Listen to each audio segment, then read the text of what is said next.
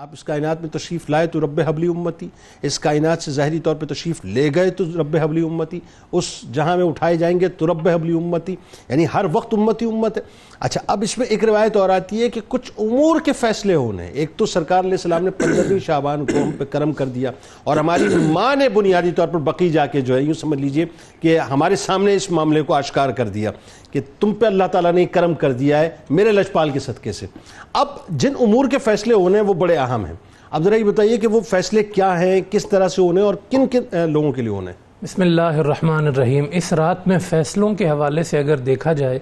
تو اس کے نام کا عنوان بھی ذہن میں آتا ہے کہ جہاں یہ رات لیلۃ مبارکہ کہلاتی ہے، جہاں یہ رات لیلۃ الرحمہ کہلاتی ہے، جہاں یہ رات لیلۃ البراءہ کہلاتی ہے،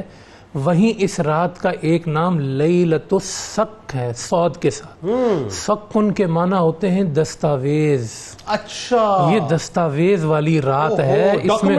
ڈاکومنٹیشن کی رات ہے، اس میں فیصلے ہوتے ہیں، لکھے جاتے ہیں اور ان کا فیصلہ کر دیا جاتا ہے، یعنی عام الفاظ میں کھاتے جو ہے وہ ترتیب دیے جاتے ہیں۔ جی، اور جو قرآن کریم میں سورہ دخان کا حوالہ دیا گیا اس میں بھی فیصلوں کی بات کی گئی ہے کہ انا انزلناہ فی لیلۃ مبارکۃ انا کنا منذرین فیہا یفرق کل امر حکیم، کہ اس میں ہر حکمت والے کام کے فیصلے کر دیے جاتے ہیں۔ امرا من عندنا، اللہ فرماتا ہے یہ فیصلے ہماری جناب سے جاری ہوتے ہیں، ہماری طرف سے یہ فیصلے جاری ہوتے ہیں۔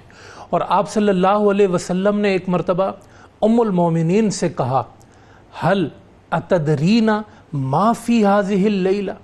عائشہ جانتی ہو کہ اس رات میں کیا ہے؟ ام المومنین کہتی ہیں فقلت ما فیہا یا رسول اللہ صلی اللہ علیہ وسلم، میں نے کہا کیا ہے اللہ کے رسول اس رات میں؟ تو حضور علیہ السلام نے فرمایا فیہا ان یکتب کل مولود من بنی آدم فی ہذہ السنہ، اگلے پورے سال تک جو بچہ پیدا ہونا ہوتا ہے اس کا فیصلہ کر دیا جاتا ہے۔ یہ مستند روایت ہے، مستند الدر المنصور میں موجود ہے، دیگر احادیث کی کتب میں یہ روایت موجود ہے۔ پھر فرمایا وفیہا ان یکتب، اور اس میں یہ فیصلہ کر دیا جاتا ہے کہ کل حالکن، کس نے اس دنیا سے چلے جانا، وفیہا پیدائش جن کی ہوگی اور جن کی موت ہوگی، دونوں فیصلے کر وفیہا ترفع اعمالہم، اور اسی رات میں بندوں کے سالانہ اعمال اٹھائے جاتے ہیں۔ وفیہا تنزل ارزاقہم، اور اسی رات میں بندوں کے رزق کے فیصلے بھی کیے جاتے ہیں۔ تو یہ جو انسان کی قسمت کے، انسان کی تقدیر کے اور زندگی کے اہم کھاتے، مرنا، جینا، کھانا پینا، یہ سب فیصلے شب برات کے فیصلے ہیں۔ اور الجواہر الظواہر کی روایت ہے کہ حضور علیہ السلام فرماتے ہیں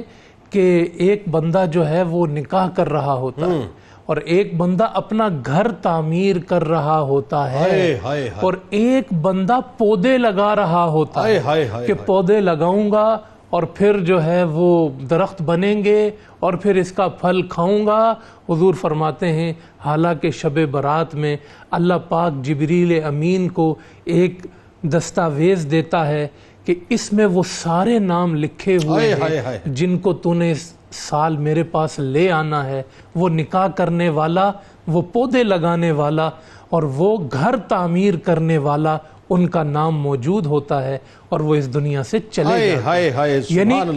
انسان خوش و خرم ہوتا ہے مگر اسے خبر نہیں ہوتی کہ اس کا کفن سل کے بازار میں آ چکا ہوتا ہے۔ اور پھر جو ہے وہ یہ ساری چیزیں آپ دیکھیں کہ پچھلے سال کون لوگ ہمارے درمیان موجود تھے اور کون لوگ نہیں تھے، اور اس سال ہم محسوس کر رہے ہیں کہ وہ ہمارے درمیان نہیں ہیں، اور یہی سلسلہ ہمیشہ چلتا رہے گا۔ تو یہ فیصلوں کی رات ہے۔ اللہ کو آج بھی اگر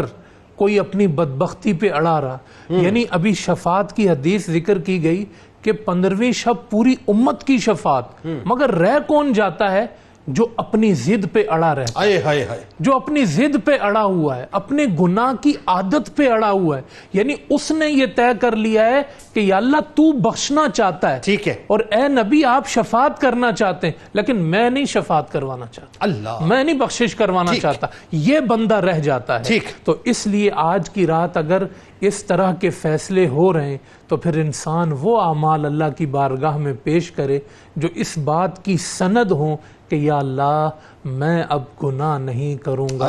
اگر مجھے بلایا بھی گیا تو میں سرخرو ہو کے تیری بارگاہ میں آؤں گا، ذلیل ہو کے تیری بارگاہ میں نہیں آؤں گا۔ بالکل ٹھیک۔